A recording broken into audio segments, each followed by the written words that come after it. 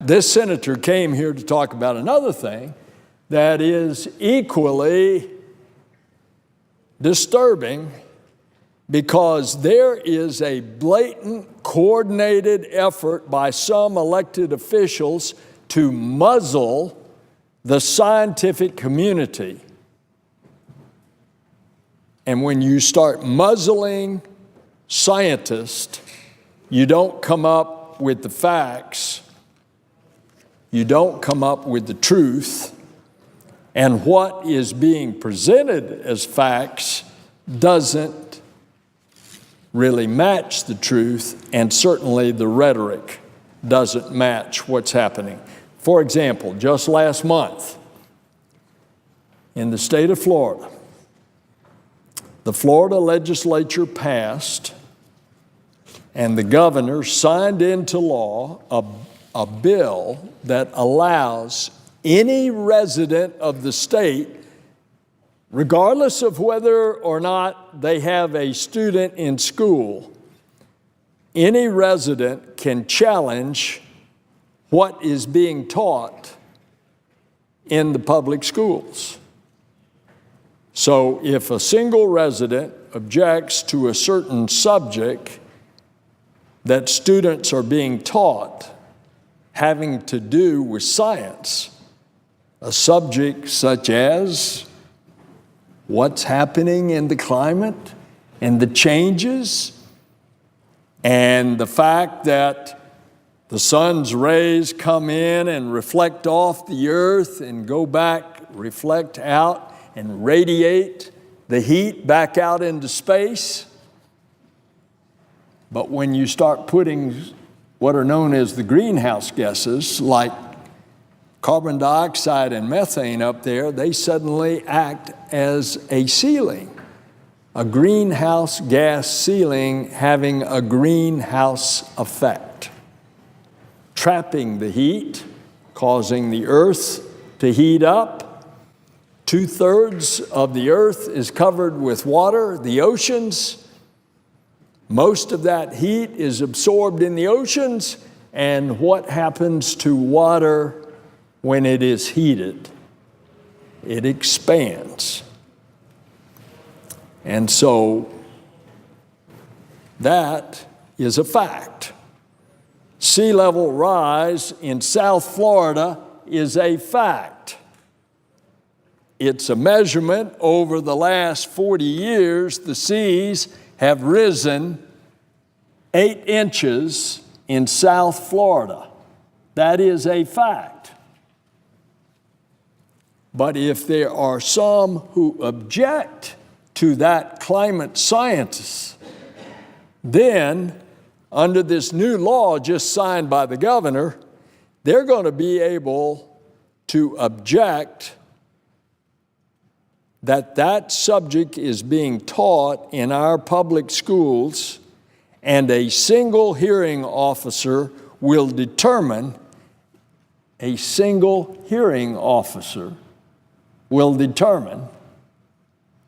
Lord only knows who that officer is appointed by, that single person will determine under the new law if the objection is justified, and they can force a local public school to remove the subject from its curriculum.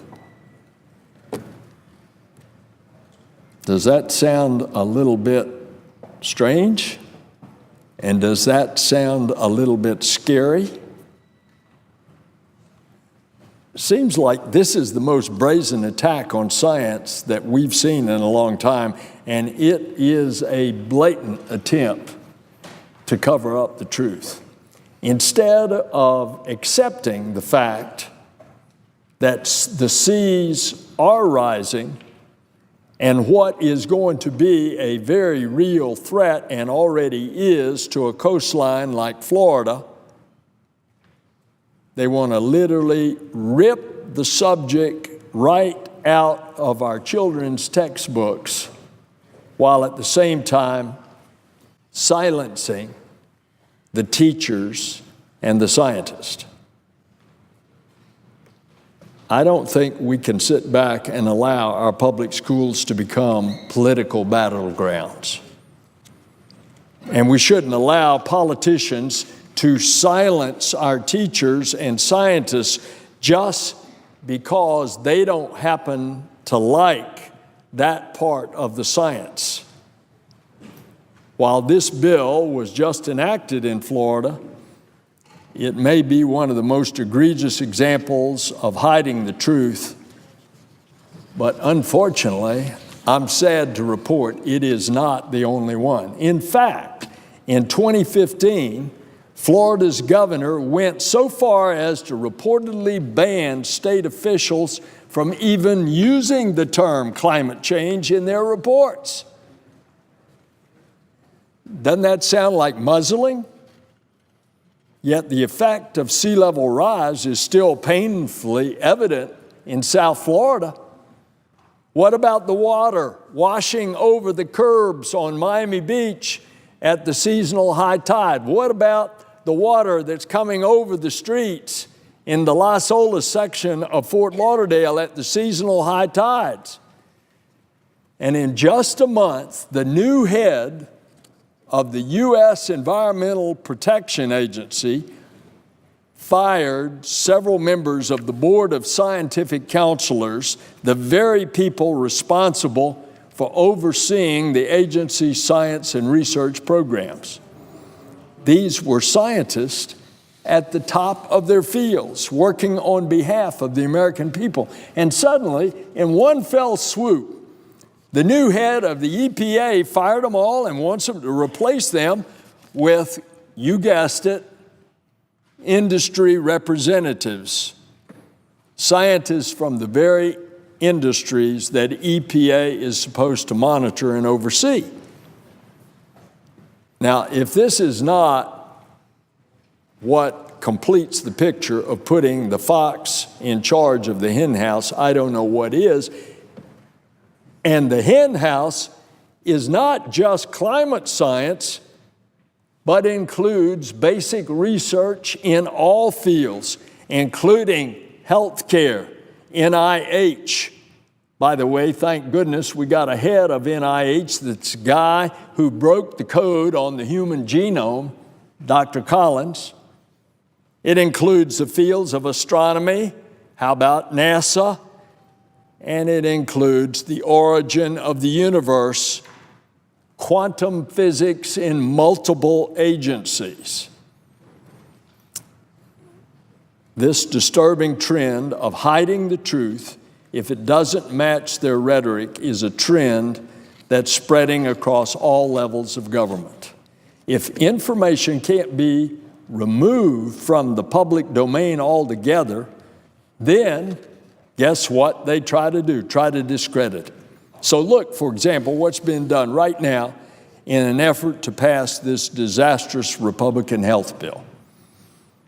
Instead of, as I just made our comments preparatory to this science subject, instead of trying to work together on a bipartisan bill aimed at improving our nation's healthcare system, some on the other side of the aisle have resorted to attacking who?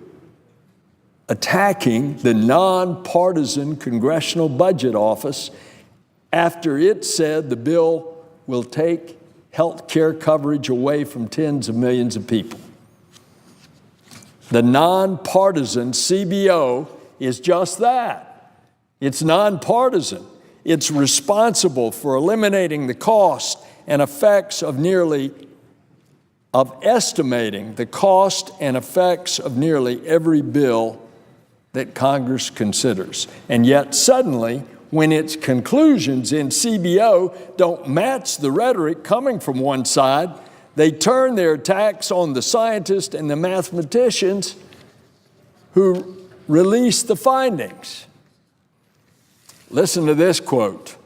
I have a lot of questions about our accuracy of the CBO, one of our Republican colleagues said here in the Senate. CBO's time has, quote, come and gone, end of quote, the White House budget director said earlier this year. Quote, "We disagree strenuously with this report," HHS Secretary Price said. Quote, "The CBO's report's coverage numbers defy logic." Quote, "If you're looking for the CBO for accuracy, you're looking in the wrong place," said the press secretary down at the White House. And if that's not enough, just last week, the White House itself released a video saying that the CBO score of the Republican health care bill is based on faulty assumptions and bad math. End of quote. Mr. President, it's kind of clear what's going on. This administration's war on science is not a myth. It is not fake news. If you want to know an administration's true priorities, you need to look no further than their budget. And if you look at the president's most recent budget request, you'll see dramatic cuts to some of our most important scientific agencies. This senator has seen that in the jurisdiction of the Commerce Committee, in the NOAA programs, in the NASA programs. So the president's budget calls for more than a 30% cut to EPA. It calls for the firing of nearly a quarter of its staff and its elimination of all funding for programs aimed at fighting climate change. And climate change isn't just about Florida or a coastal state problem. It's a problem of the entire country. The extreme weather events caused by climate change affect us all.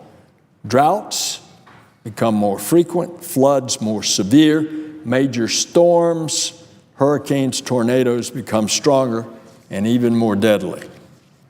And so the scientists at NOAA, the National Weather Service, NASA, and most of the other agencies, including our military, who study climate change, aren't trying to create a mythical problem that doesn't exist. They're trying to solve real-life problems that affect all of us and that affect them in the carrying out of their duties.